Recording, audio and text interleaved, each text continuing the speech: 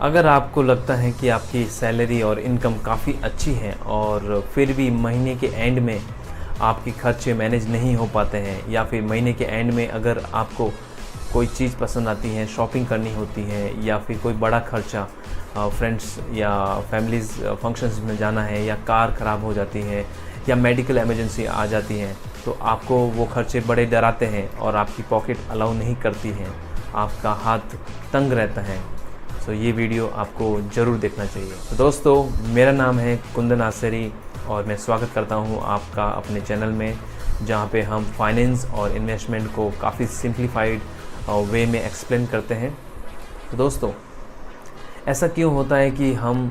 काफ़ी सारे लोगों की सैलरीज़ और इनकम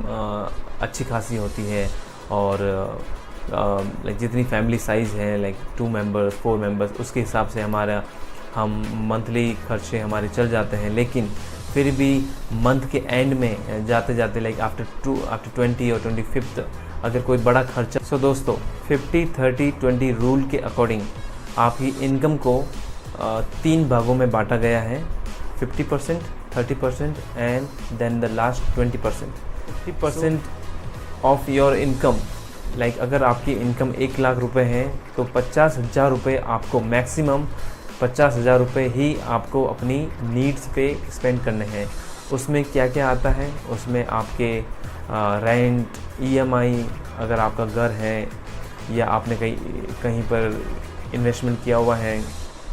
या फिर बच्चों की स्कूल फ़ीस, आपके डेली कम्यूट, ऑफिस ट्रैवल के खर्चे, आपके बच्चों की स्कूल फ़ीस हो गई, आपके बिल्स हो गए, या फिर कुछ भी रिपेयर हो गया घर के अंदर, या बेसिक जितने भी नेसेसिटीज़ है, खाना, किराने का सामान, ये सारी चीज़ें जो हैं जिसमें आप अपनी इच्छा से या अपने वांट्स में से कुछ भी नहीं लेके आ रहे हो, या अपने शो ऑफ की चीज़ें नहीं हैं, ये आपकी बेसिक नीड्स हैं, इनके बिना आपका घर नहीं चलेगा। सो फर्स्ट 50% यानी 50,000 रुपये इस एग्जाम्पल के अकॉर्डिंग आपकी नीड्स पे खर्च होने चाहिए, उससे ऊपर नहीं जाने चाहिए। Okay, then comes to next part, that is 30%।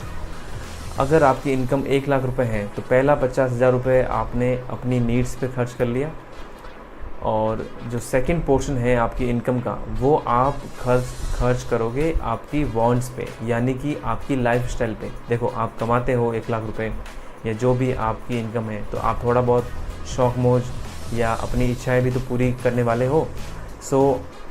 जो नेक्स्ट 30% आप स्पेंड करोगे, वो अगर आपको एक कार चाहिए, बेसिक कार, उस पर शॉपिंग्स, घूमने जाना है बच्चों के साथ, या फिर बच्चों के लिए कपड़े ख़रीदने हैं, या मूवी देखने जाना है, या फिर कुछ भी अगर आपको शौकिया चीज़ चाहिए, न्यू वॉच लेनी है, नया फ़ोन लेना है,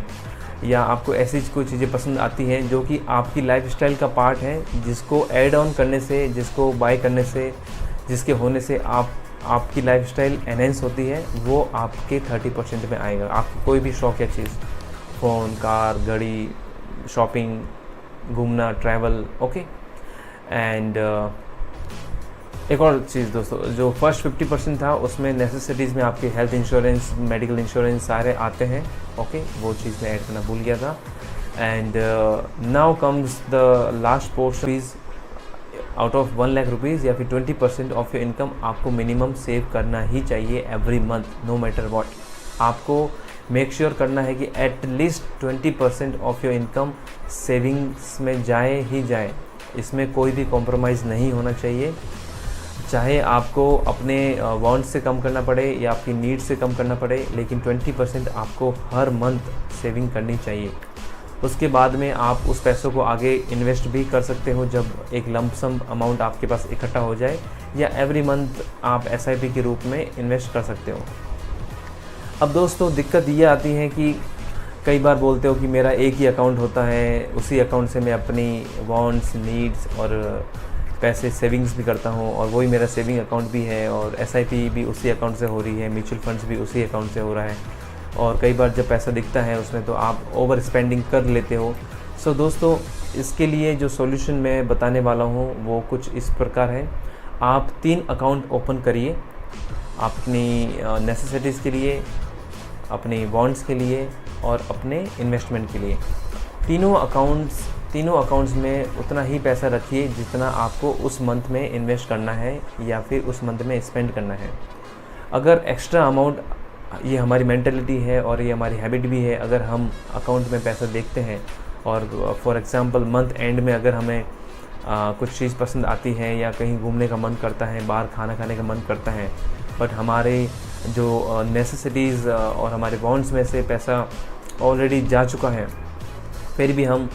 हमारा मन नहीं मानता है और हम इन्वेस्टमेंट के लिए जो 20% पैसा है उसमें से निकाल लेते हैं। ऐसा हम सभी लोग करते हैं और जनरली हमारा माइंड पे या हमारे थॉट्स पे कंट्रोल नहीं रहता, इसलिए हम ऐसा कदम उठा लेते हैं। लेकिन ऐसा करना बिल्कुल गलत है, जो कि आपके फ्यूचर को इम्पेक्ट कर सकता है। Be mindful of that. तो दोस्तों, अगर आपको मेरा ये कंटेंट पसंद आया हो और मेरे इस चैनल पे अगर आपको फाइनेंस और इन्वेस्टमेंट संबंधित जानकारी प्राप्त हो रही हो और अगर आप उससे खुश हैं, तो आप मेरे चैनल को ज़रूर सब्सक्राइब करिए और मेरे वीडियो को ज़्यादा से ज़्यादा शेयर करिए